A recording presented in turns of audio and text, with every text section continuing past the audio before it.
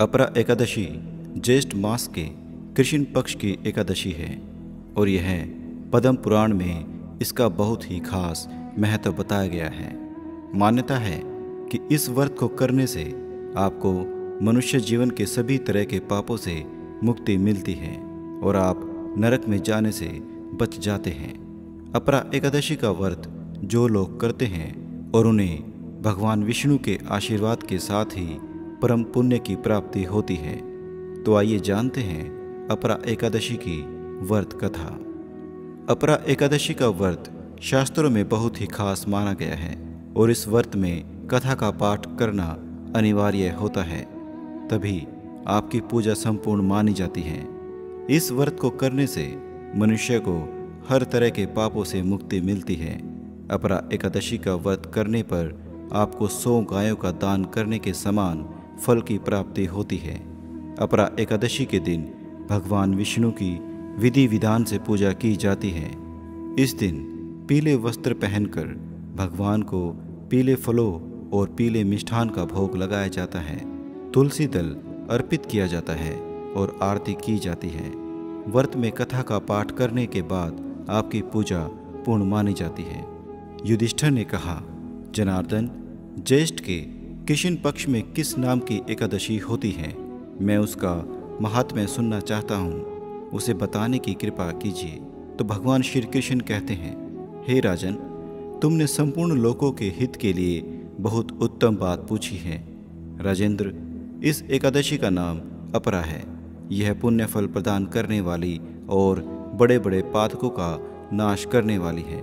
ब्रह्म हत्या से दबा हुआ, गोत्र की हत्या करने वाला, गर्भस्थ बालक को मारने वाला, पर निंदक तथा पर स्त्री लंपट पुरुष भी अपरा एकादशी के सेवन से निश्चय ही पाप रहित हो जाता है। जो झूठी गवाही देता है, माप तोल में धोखा देता है, बिना जाने के नक्षत्रों की गणना करता है, कूटनीति में आयुर्वेद का ज्ञान बनकर वैद्य का काम करता है, ये सब नरक में निवास करने वाले प्राणी हैं। परंतु अपरा एकादशी के सेवन से ये पाप रहित हो सकते हैं। यदि वह अक्षत्रिय अक्षात्र धर्म का परित्याग करके युद्ध से भागता है तो वह अक्षत्रिय योचित धर्म से भ्रष्ट होने के कारण घोर नरक में पड़ता है। जो शिष्य विद्या प्राप्त करके स्वयं ही गुरु की निंदा करता है, वो भी महापातकों से युक्त होकर भयंकर नरक में गिरता है। किंतु अपरा एकादशी के सेवन से ऐसे मनुष्य भी सद्गति को प्राप्त होते हैं।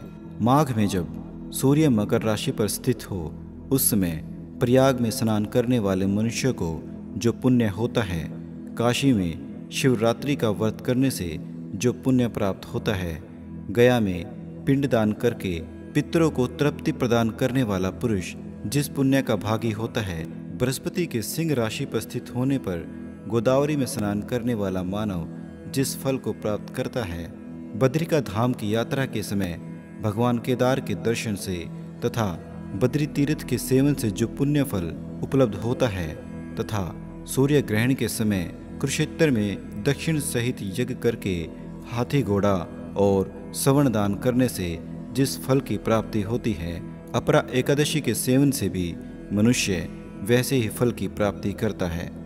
अपरा को उपवास करके भगवान वामन की पूजा करने से मनुष्य सब पापों से मुक्त हो जाता है और श्री विष्णु लोक में प्रतिष्ठित होता है। इसको पढ़ने व सुनने वाला मनुष्य भी सहस्त्र गोदान का फल प्राप्त करता है। तो ये थी आज की अपरा एकादशी की कथा। अगर आपको हमारी वीडियो पसंद आए तो आप हमारे चैनल को लाइक, शेयर और सब्सक्राइब जरूर कर दें। हरे कृष्णा।